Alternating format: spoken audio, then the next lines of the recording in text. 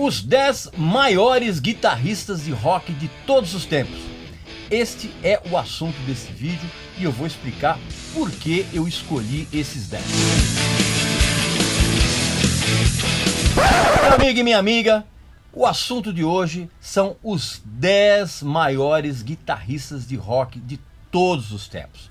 Na verdade, eu adoraria fazer uma lista com 50, mas já ando fazendo uns vídeos muito longos aqui, então vamos dar uma maneirada, né? Eu resolvi escolher esses 10 porque são os meus 10 favoritos. Os 10 que realmente mudaram a linguagem da guitarra ou acrescentaram elementos tão surpreendentes que vieram a influenciar todas as gerações posteriores. Antes de eu continuar com esse papo, exatamente, faz a sua inscrição aqui no canal, meu amigo e minha amiga. Você já sabe como é que faz, né? Aquela coisa toda, não preciso nem explicar, né? Se inscreve aí, pô.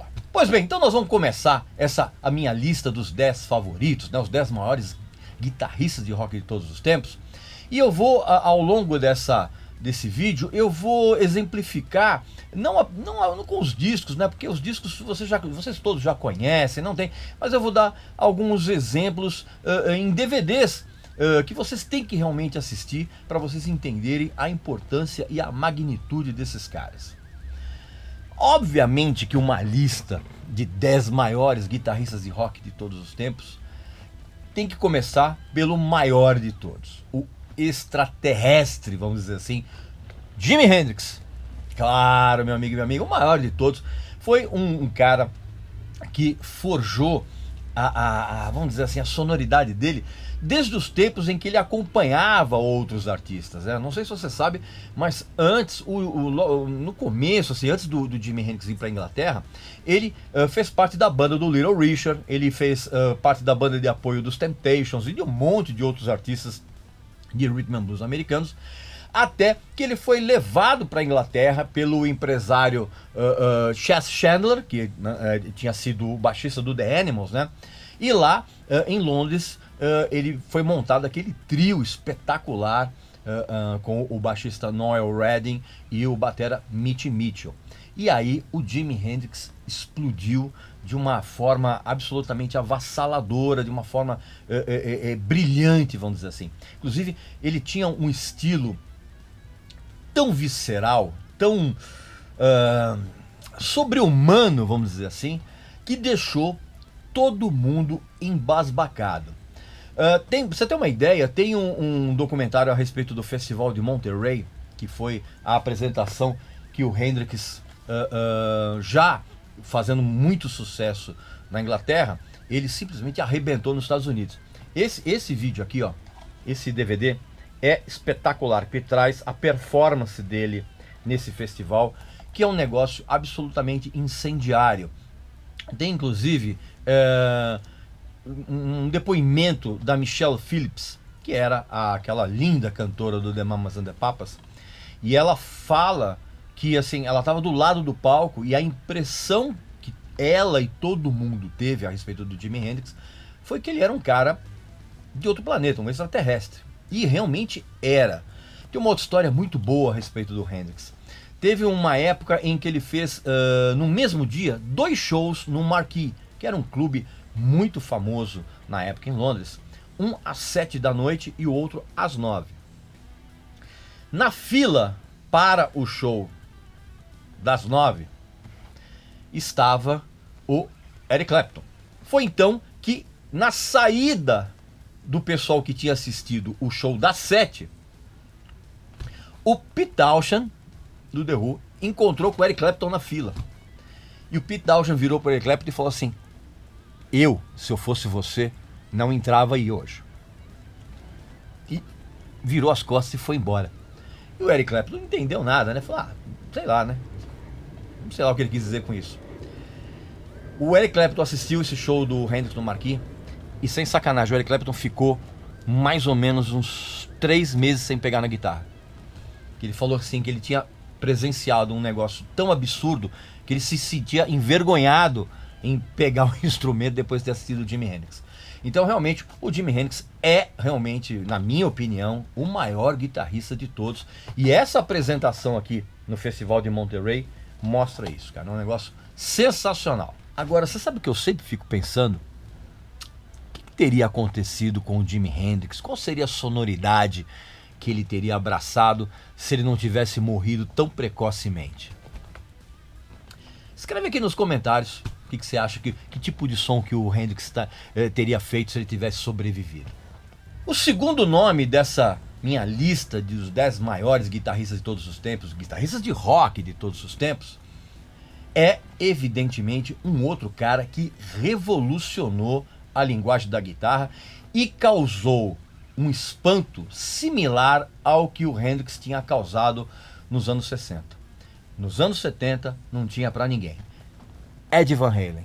Quando o Eddie Van Halen surgiu com aquele primeiro disco do Van Halen, né, que você já conhece muito bem, você já sabe e tal, ele causou um espanto em todo mundo, guitarrista ou não. E ele popularizou uma série de técnicas. Por exemplo, o tapping. Lembra aquela técnica que você percute as cordas da guitarra enquanto você toca outras notas? Embora ele não tenha criado essa técnica, na verdade quem criou, pelo menos que a primeira vez que eu ouvi alguém fazendo isso, foi Steve Hackett, guitarrista do Genesis. O Eddie Van Halen, ele popularizou essa e outras técnicas de uma tal forma e de uma maneira tão assombrosamente musical que muita gente pensa que foi ele que criou isso. E outra coisa, os riffs e os solos do Eddie Van Halen eram um negócio embasbacante. A timbragem de guitarra que ele conseguiu era um negócio simplesmente inacreditável. A gente nunca tinha ouvido um som de guitarra parecido com aquele que ele tinha mostrado no primeiro disco do Van Halen e que mostrou ao longo de toda a carreira, né? Mesmo naquela fase mais domesticada, vamos dizer assim, em que já o David Lee Roth tinha saído e o Sammy Hagar era o vocalista, ele continuou a demonstrar soluções musicais assim para as canções simplesmente sensacionais. Eu até ia mostrar para você um DVD do Van Halen, já com aquela fase do Sammy Hagar, chamado Live Without a Net, mas eu não encontrei aqui na minha casa, meu amigo. Eu não sei se eu perdi esse DVD, se eu emprestei para alguém até agora não devolveu. Mas de qualquer forma, fica a dica. Qualquer coisa que você ouvir do Van Halen, certamente você vai tirar lições importantíssimas a respeito de guitarra. Terceiro guitarrista dessa minha lista não poderia ser outro. Jeff Beck.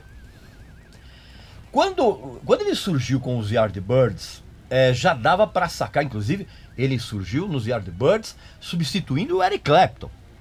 Quando ele surgiu, já dava para sacar, você ouvindo os discos, que ele era um cara diferenciado. E ao longo da carreira, depois que ele saiu do Yardbirds, ele também redefiniu a linguagem da guitarra nos mais diversos estilos. Por exemplo, ele montou, no comecinho dos anos 70, um trio sensacional, que é isso aqui, ó, o Beck, Bogart and Appice, junto com a cozinha rítmica do Vanilla Fudge, que era um grupo também sensacional, que era o baixista Tim Bogart e o batera Carmine Appice. É um trio maravilhoso. Esse primeiro disco aqui é sensacional. Tem um ao vivo no Japão que é também genial, tá? Tem que ter, são discos sensacionais e principalmente você tem que ter essa caixinha aqui, ó, com o Blow by Blow, o Wired e o There and Back. São 3 discos aqui, ó. Vou mostrar aqui para vocês. São 3 discos fundamentais para você entender. Ó, coloquei ao contrário aqui. Para você entender o quanto o Jeff Beck é simplesmente genial. Em termos de imagens, eu recomendo esses 2 DVDs aqui do Jeff Beck. Primeiro, esse aqui, ó, o Rock and Roll Party, que ele presta tributo ao Les Paul. O que ele toca aqui é um negócio simplesmente assombroso. E tem também esse DVD gravado no Ronnie Scott's, que é um bar bem famoso lá dos Estados Unidos, em Nova York, se eu não me engano. E ele é um lugar pequeno, um lugar tem um clima meio intimista. Assim, a sonoridade do Jeff Beck aqui é um negócio simplesmente sobrenatural. Você não vai acreditar nos sons que esse cara tira. Inclusive, ele tem uma técnica muito peculiar, porque ele, na verdade, ele não usa palheta, ele usa os dedos e a alavanca. É uma coisa sensacional. Então, o Jeff Beck tem mais que estar nesta lista mesmo dos 10 maiores guitarristas de rock de todos os tempos. Aí na sequência, eu escolhi exatamente o substituto do Jeff Beck nos Yardbirds, que é o Jimmy Page.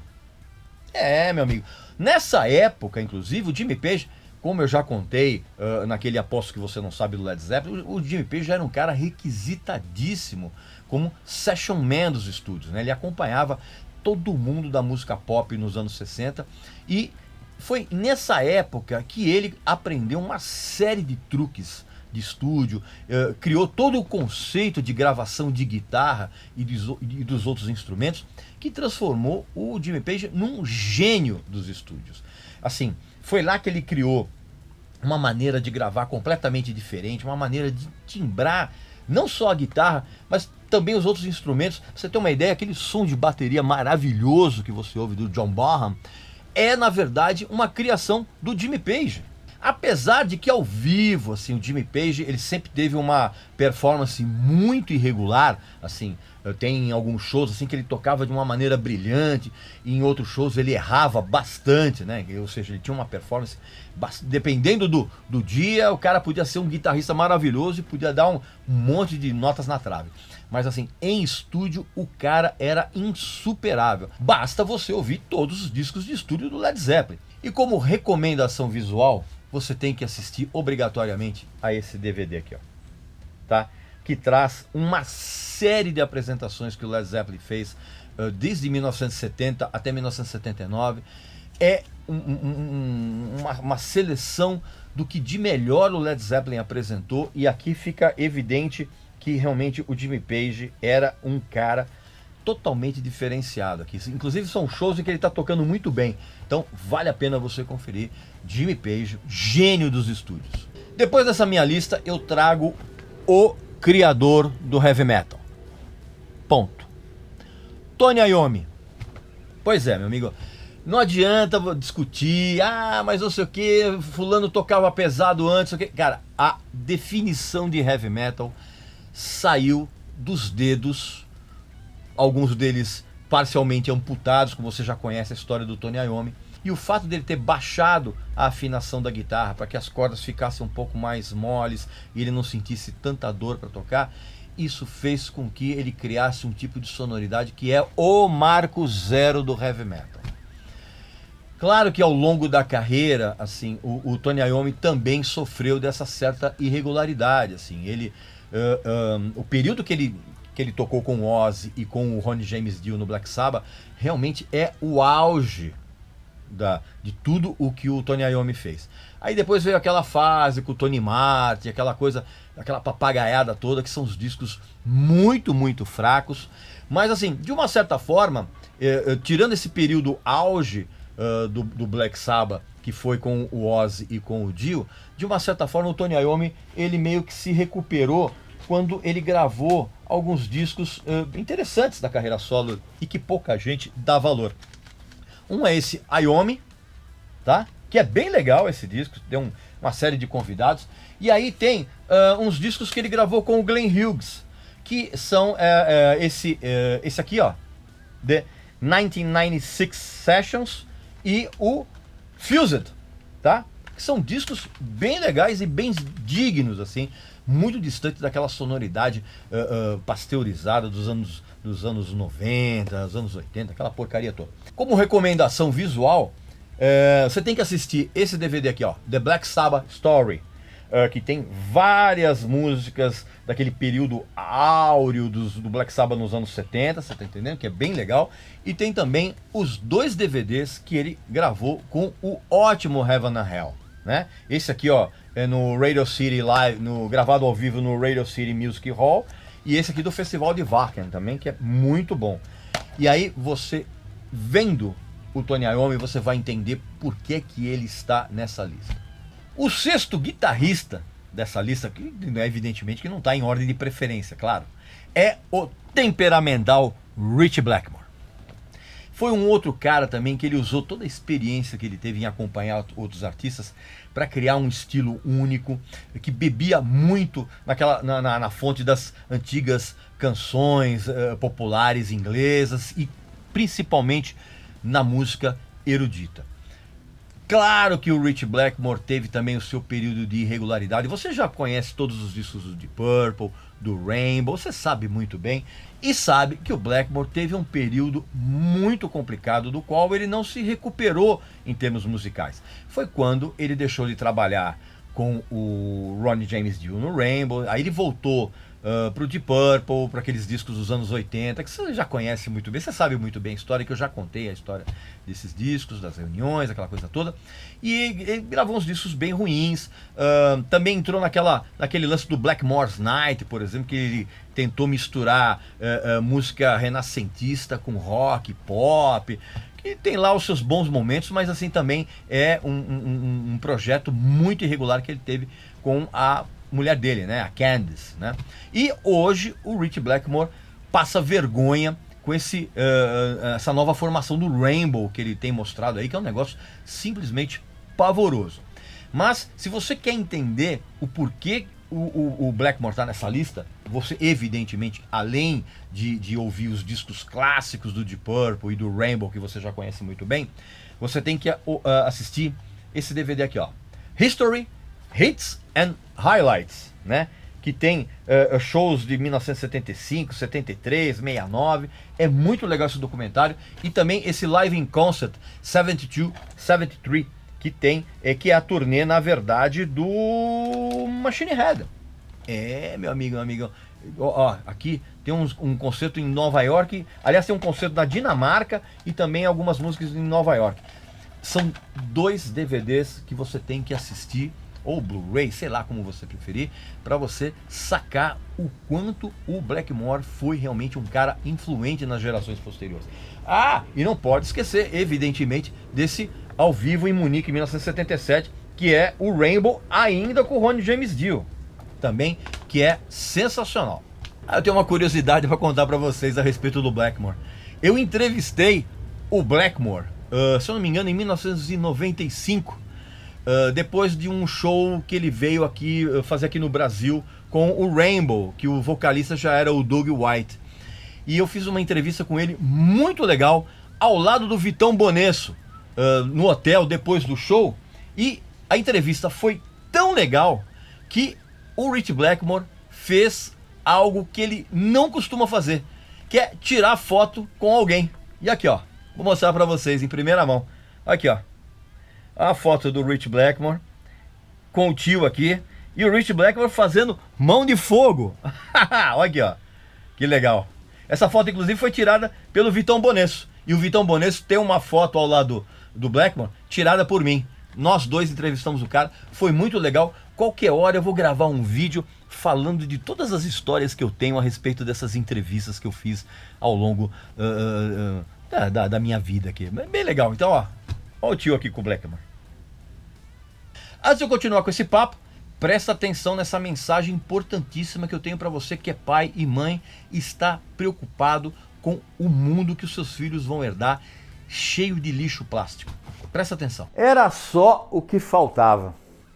Além de nós estarmos cercados por esse lixo plástico que invade o nosso cotidiano, ficamos sabendo agora que estamos ingerindo essa porcaria. Pois é, estudos recentes demonstraram que existem micropartículas de plástico em 90% das marcas de sal que a gente consome. Pois é, acredite se quiser. E sabe de onde vem essa quantidade de microplásticos? Exatamente das ilhas de plástico que poluem todos os oceanos do planeta. Agora, se essa situação já é preocupante quando a gente pensa na poluição do plástico nos oceanos, imagine o que acontece nos rios das grandes cidades. Estamos cercados de lixo e agora estamos ingerindo esse lixo. É por isso que eu apoio a ONG Ambientalizando. E eu acho que você deveria fazer isso também. É óbvio que em uma lista como essa não pode faltar o Eric Clapton, né, meu amigo? Pelo amor de Deus. Você sabe muito bem que o Eric Clapton largou o Yardbirds pelo amor ao blues, né? Ele não queria fazer música pop como a banda queria. Aí ele acabou fazendo aquela fama toda em Londres, na Inglaterra inteira, quando ele entrou para a banda do John Mayall. E depois ele enveredou por uma carreira solo brilhante, com pouquíssimos momentos de música ruim. E evidentemente que o estilo do Eric Clapton é uma coisa sensacional, é um cara que domina, ele para mim é o rei das pentatônicas, assim, o cara domina a guitarra, ele faz uns solos com uma fluência, com uma delicadeza e com um ataque também muito, muito legal. E ele, fora que ele é um tremendo de um compositor, e ele é daqueles caras que quando começa a solar, você imediatamente, logo nas primeiras notas, você já consegue identificar o Eric Clapton. Então, evidentemente que você já conhece os discos do Cream, do John Mayall, os discos da carreira solo do Eric Clapton, mas em termos visuais, né, a referência que eu tenho para mostrar para você é esse DVD aqui, ó, que é a volta do Queen. Aliás, foi a volta do Queen, um show sensacional gravado no Royal Albert Hall com o Jack Bruce e o Ginger Baker. Se você quer ter a certeza de que realmente o Eric Clapton sempre foi um guitarrista exuberante, você tem que assistir isso aqui. É um negócio sensacional. O oitavo guitarrista dessa lista é provavelmente o menos conhecido de todos, mas não menos importante. Eu estou falando do Alan Holdsworth, que é uma das maiores sumidades da guitarra em todos os tempos. Ele, de uma certa forma, ele ficou conhecido no mundo quando ele gravou esse disco aqui, que eu vou tirar para vocês, ó, com o grupo inglês Soft Machine. Esse disco aqui, chamado Bundles. Cara, esse disco, quando ele saiu no Brasil, a gente ouviu pela primeira vez, a gente ficou simplesmente embasbacado, porque era uma mistura de jazz e rock bem menos, vamos dizer assim, inacessível para os mais leigos, assim como era a Mahavishnu Orchestra, por exemplo, mas ele era um jazz rock extremamente pesado e ele era mais fluido, assim, ele era mais compreensível, vamos dizer assim, em termos de harmonia e melodia. E aí entrava o Alan Holdsworth fazendo uns solos simplesmente inacreditáveis nesse disco, era uma coisa impressionante. E aí eu passei a acompanhar a carreira dele, ele inclusive tocando, eu vou até mostrar aqui pra vocês, cara, ele tendo umas participações simplesmente sensacionais. Ele fazia parte da banda, na verdade, do batera Bill Bruford, que foi um integrante do Yes, você evidentemente já sabe, e ele fazia parte da banda, cara. Tem esses discos aqui que são sensacionais, ó. Esse aqui é o Feels Good to Me e esse é o One of a Kind. Assim, a performance do Alan Holdsworth nesses discos é simplesmente estupenda. Mais ainda quando ele gravou esse disco aqui, ó, chamado UK, tá? Que era uma bandaça junto exatamente com o Bill Bruford, o Ed Jobson, que era o tecladista e violinista do Roxy Music, e o John Wetton, que era o baixista e vocalista do King Crimson. Era um super grupo. Ele participou só desse disco aqui, mas esse disco aqui é simplesmente sensacional. E mais absurdo ainda são esses dois álbuns que eu vou mostrar aqui pra vocês do Alan Holdsworth. Deixa eu guardar aqui. Ó, esse aqui, ó, Metal Fatigue, tá? E o I.O.U. Cara, esses discos aqui, eu vou inclusive colocar os links de todos eles aqui para vocês entenderem. Os conceitos de harmonia, melodia e ritmo dele simplesmente são daqueles capazes de fazer o cérebro dos guitarristas derreterem. É uma coisa impressionante e não é à toa que tem uma história sensacional de que o Alan Holdsworth estava no camarim de um clube onde ele tinha acabado de tocar, um clube pequeno, um camarim modesto, e ele estava lá tomando uma água, né, aquela coisa pós-show, e entrou, ele viu na porta do camarim entrar um cabeludo. Ele entrou ajoelhado. E ele entendeu, eu falei, mas o que aconteceu com esse cara tentando ajoelhado? Esse cabeludo entrou no camarim ajoelhado, beijou os pés do Alan Holdsworth, levantou e se apresentou. Sabe quem era? Eddie Van Halen. O Alan Holdsworth era o guitarrista favorito do Eddie Van Halen. E você vai perceber ao longo do que você ouvir do Van Halen uma série de influências do Alan Holdsworth Depois que você ouvir os discos, evidentemente. Sabe onde também? No solo que o Ed fez para Beat It, do Michael Jackson. Aquele solo tem muito da influência do Alan Holdsworth.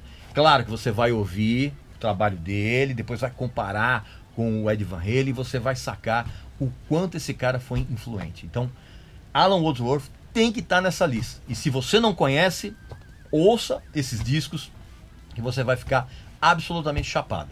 O nono guitarrista dessa lista não poderia ser outro. Um cara que tem uma sensibilidade tão aguçada e ele tem um estilo tão único que se ele der uma nota na guitarra, você já sabe que é ele. Estou falando do David Gilmour, eterno guitarrista do Pink Floyd, né? É uma coisa impressionante, porque assim, o Pink Floyd não teria chegado onde chegou se não fosse por ele. Você pode ter a importância do Roger Waters, aquela coisa toda, mas se não fosse pelo David Gilmour, a gente não teria essa adoração que temos pelo trabalho da banda. Ele um compositor estupendo. Ele, na verdade, foi a parte roqueira do Pink Floyd, né? Na hora que ele entrava com aqueles riffs, com aqueles solos maravilhosos, você ficava absolutamente arrepiado. Arrepiado da mesma maneira que você vai ficar quando assistir a esse DVD ou Blu-ray, o que você quiser, chamado Remember the Night Live at Royal Albert Hall. Cara, isso aqui é uma das experiências mais emocionantes que você pode ter assistindo a um guitarrista. É realmente de chorar. A sensibilidade dele é realmente um negócio inacreditável. E a carreira solo do David Gilmour é de uma dignidade impressionante. Inclusive, eu vou recomendar que você ouça o primeiro disco solo do David Gilmour, que leva o nome dele.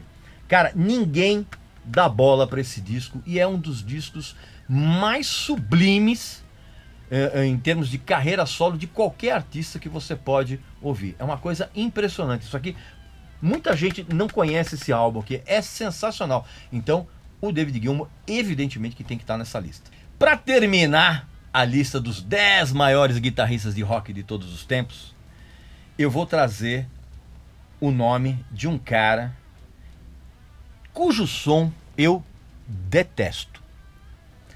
Não tenho os discos, embora reconheça que os 2 primeiros têm lá suas qualidades, mas assim, eu não tenho esses discos aqui na minha coleção porque eu simplesmente não tenho saco de ouvir. Estou falando do Yngwie Malmsteen. E não é Yngwie Malmsteen, como o pessoal fala aqui no Brasil. É Yngwie. Porque eu fui corrigido pelo próprio Yngwie quando eu entrevistei a primeira vez que ele veio aqui no Brasil. Aqui, ó.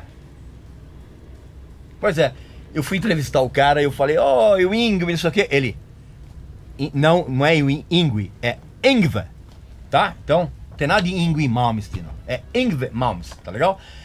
Pois é, e eu não tenho, não curto o som do cara, mas assim, eu reconheço que é um cara que redefiniu igualmente a linguagem da guitarra. Não tenha dúvida disso. Ele tem, pra falar a verdade, os 2 primeiros discos do Malmsteen, que é o Far Beyond the Sun e o Marching Out, tem lá seus momentos interessantes. Mas dali em diante, ele só gravou porcarias. E ele é um péssimo compositor. Assim, os discos, ele vem gravando uns discos nos últimos anos que são simplesmente constrangedores. Mas é inegável que ele realmente mudou a linguagem da guitarra. Ele trouxe toda aquela influência erudita e tocado a uma velocidade absurda. E isso acabou influenciando toda uma geração de guitarristas que veio depois dele. Ainda hoje tem muita gente que é influenciada pelo cara. Óbvio, volto a dizer, não curto o som do cara, mas é evidente que ele tem que estar numa lista de guitarristas que realmente redefiniram a linguagem da guitarra em todos os tempos. Inclusive, tem uma outra curiosidade. Nessa entrevista aqui que eu fiz com ele, que ele foi muito gente fina, ao contrário do que ele costuma ser, até porque a pauta era centrada em guitarras e não tem nada mais legal para um guitarrista do que conversar com guitarras. Então, quando a gente fez esse papo aqui, ele inclusive topou ser a capa da revista que eu editava na época, que era a Cover Guitarra. E ele acabou fazendo essa capa inacreditável que eu vou mostrar para vocês. Olha aqui, ó. Ingmar com a camisa da seleção brasileira, tocando cavaquinho. Dá pra ver aqui? Ah? Inacreditável, né? Pois é. Enfim, então ele tem que estar nessa lista, evidentemente. Bem, meu amigo e minha amiga, essa então foi a lista dos 10 maiores guitarristas de rock de todos os tempos. Evidentemente que você sentiu falta de vários deles, você tá entendendo? Mas eu vou colocar esses guitarristas em futuras edições aqui, em futuras listas aqui. Certamente eu vou fazer uma parte 2, uma parte 3. Inclusive, eu vou fazer um vídeo com os guitarristas injustiçados, aqueles que são realmente geniais, mas que pouca gente dá bola. Inclusive de guitarristas brasileiros. Então, fica aqui o aviso. Esse vídeo é apenas a primeira parte, beleza? Então, um abração e até a próxima.